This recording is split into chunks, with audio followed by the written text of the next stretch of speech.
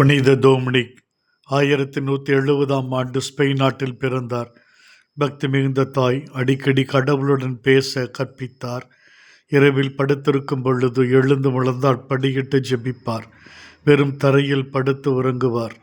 நாட்டில் பஞ்சம் வந்த பொழுது தன்னுடைய செல்வங்கள் உடைமைகள் அனைத்தையும் விற்று பசித்தோருக்கு உணவு வழங்கினார். 24வது வயதில் அகஸ்தீனார் சபையில் சேர்ந்தார். கால்நடையாகச் சென்று மறைபரப்பு பணியை மேற்கொண்டார். மக்களின் பாவங்களை மன்னிக்கும்படி தேவ தாயிடம் உருக்கமாக இறைவேண்டல் செய்வார். 1208 ஜெபமாலை எண்ணை இவரை நோக்கி, ஜெபமாலை பக்தி எங்கும் பரப்ப முயற்சி எடு, பிரசங்கம் செய். ஜெபமாலை கடவுளின் கோபத்தை போக்கும், திருச்சபையை மிக பாதுகாப்பாக இருக்கும் என்று சொன்னார்கள்.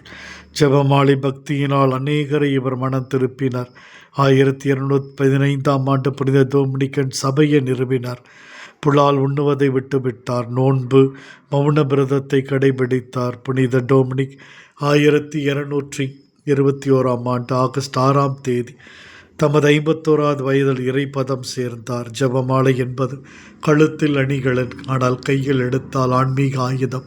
ஒவ்வொரு நாளும் ஜெபமாலை ஜெபிப்போம், குடும்பமாய் ஜெபிப்போம், ஜெபமாலை வழியாக ஜெயம் பெறுவோம்.